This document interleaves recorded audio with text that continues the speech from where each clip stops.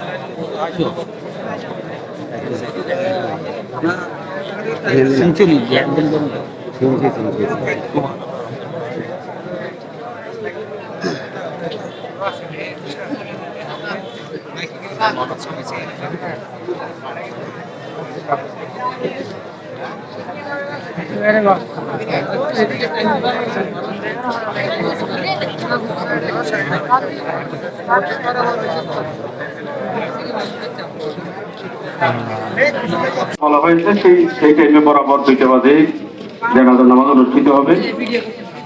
আমাদের দীর্ঘদিন আমরা ফ্যামিলিগতভাবে একসাথে চলার সুযোগ হয়েছে। উনি আলেম নয়, তবে আলেমের মতো আমল করতেন। উনি আলেম নয়, কিন্তু আল্লাহকে ভয় করতেন আলেমের মতো, আবেদে মুকাম্মেল ছিলেন। আর আমি প্রায় টাইমে আসলে দেখতাম মানে আল্লাহ রাসূলের যে ইশক এটা ওনার কাছে ছিল। 24 ঘন্টায় ওনার কাছে আল্লাহ এবং তার রাসূলের ইশক ছিলেন। এখন তো 3 জমানা হালে বিভিন্ন রকমের বিভিন্ন স্টাইল, প্রকৃত যে আল্লাহ রাসূলের প্রেমিক হওয়া দরকার ওনার কাছে সেটা ছিল, যেটা দীর্ঘদিন থাকার পরে আমি দেখেছি। এবাদত গাফিল ছিলেন না। অনেকে তো তুফান বাদল শুরু হইলে ওই তুফান বাদলের জন্য করেন না। আমি দেখছি তুফান বাদল শুরু হইলে ওনার এবাদতটা পর অবস্থায় ছিল। ভালো সিজরে যেরকম এবাদত, ওনার তুফান বাদলে সেই রকম এবাদত দেখছি। গেলে ইল্লাল্লাহ মাশাআল্লাহ ভালো দাবাতে গেলে এবাদত গাফিল হয়ে যায়। উনি দেখছি যে ওই যে দাবারটা ফালাই আগে নামাজ পড়ে এবাদত করে, তারপরে দাবারটা পাইলে না পাইলে নেই। তো আলহামদুলিল্লাহ এইটা হলো ওনার ভাগ্য। নাইমও হাফেজও আলেমও। তো আমার একটা এরাদা হলো নাইমে নামাজ পড়াবে। আমার হুজুর খুশি হয়েছে, এইসব হুজুর খুশি হয়েছে। নাইমে নামাজ পড়াবে, নিয়ম কানুনগুলো আমাদের হুজুরে বলবেন, নসিহত হুজুরে বলবেন। নাইমে নামাজ পড়াবে, আপনারা নাইমের জন্য দোয়া করবেন। আর বিশেষ করে আমার তালুজির জন্য দোয়া করবেন। তালুজির যদি চলার পথে যদি ওনার বন্ধুটি থাকে, আপনারা সকলে আত্মীয় স্বজন এবং পাড়া প্রতিবেশী মহল্লাবাসী ওনার শুভাকাঙ্ক্ষী বন্ধু মহল ওনার ক্ষমা করে দিবেন। দীর্ঘদিন উনি এখানে সমাধি করেছেন। ফিসাবিলিল্লাহ ছিলেন, ফিসাবিলিল্লাহ ছিলেন। এই ক্ষেত্রেও যদি ওনার কোনো ভুল ত্রুটি থাকে মাফ করে দিবেন। আর ওনার পক্ষ থেকে মসজিদের সভাপতি কিছু বক্তব্য দিবেন, এরপরে আমাদের কথা বলবেন। বিসমিল্লাহির রহমানির রহিম। মরহুম আব্দুল্লাহ মুয়াজ্জিন সাহেবের জানাজা উপস্থিত তার পরিবারের সদস্য, আত্মীয় স্বজন, পাড়া প্রতিবেশী এবং সম্মানিত ব্যক্তির জানাজা উপস্থিত হয়েছে। তিনি এই মসজিদের শুরু থেকে প্রথম মুয়াজ্জিন ছিলেন এবং খাদেম ছিলেন। তিনি প্রায় 20 বছরেরও বেশি এই মসজিদের খাদেম ছিলেন, মুয়াজ্জিনের দায়িত্ব ছিলেন। তবে একটা বিষয় হচ্ছে, উনি এই দীর্ঘদিন যাবৎ মসজিদের মুয়াজ্জিন করতে গিয়ে 1 টাকাও পারিশ্রমিক নেননি। আলহামদুলিল্লাহ।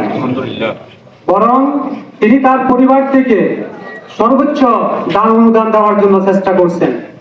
আমরা মসজিদ কমিটির পক্ষ থেকে ওনার জন্য, ওনার আত্মা মাগফিরাতের জন্য দোয়া করি। আল্লাহ তাআলা তার সেই ভালো কাজগুলোর উসিলা করে, মসজিদের মুয়াজ্জিনের উসিলা করে আল্লাহ তাআলা তাকে যেন জান্নাতের সর্বোচ্চ মাকাম দান করেন।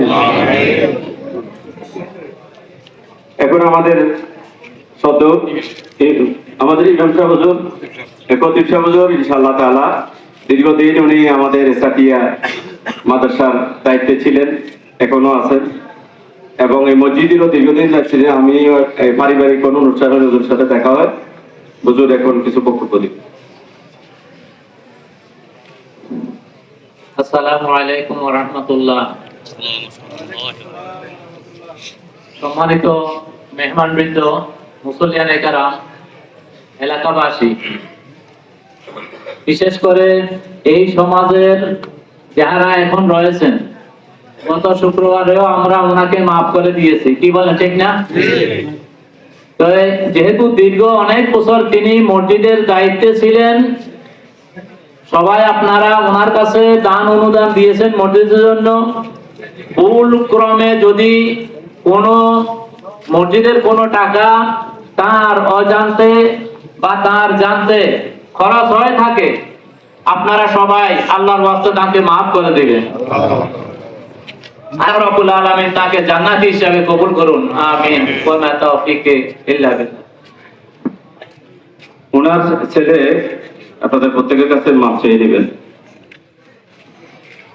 আমার বাবা কলার ভাতে যদি কোনো ভুল ত্রুটি হয়ে থাকে, আমাদের বাড়ির লোক এবং আমাদের গ্রামবাসী এবং মসজিদের দায়িত্ব পালন করতে যদি কোনো ভুল ত্রুটি থাকে, কারোর সাথে যদি কোনো ইয়া করে থাকে, আপনারা সবাই আমার বাবাকে মাফ করে দিবেন। এখন আমাদের কিছু হুজুর আপনাদের সম্মুখে কিছু বলবেন। আসসালামু আলাইকুম ওয়া রাহমাতুল্লাহি ওয়া বারাকাতুহু। আমরা সাতার চলে যাই, সময় তো দুইটা না? দুইটা। আমাদের মাত্র 4 মিনিট বাকি আছে, এর ভিতরে আমরা কথা শেষ করবো ইনশাআল্লাহ। সেই ইমাম সাহেবরা পড়ে, আপনারা এখন একটু পড়েন। ইয়া আইয়াতুহান নাফসুল মুতমাইন্নাহ ইরজি'i ইলা রাব্বিকি রাদিয়াতাম মারদিয়া ফাদখুলি ফি ইবাদি ওয়াদখুলি জান্নাতি। এই দোয়া, এই সূরা, এই তেলাওয়াত আপনারা শুনছেন না? নামাজে তো শুনেছেন, মুখস্থ না পারলেও। ফাদখুলি ফি ইবাদি কাদেরকে বলতেছে? আল্লাহ পাক নফসে মুতমাইন্না, যাদের অন্তরাত্মা যাদের প্রশান্ত।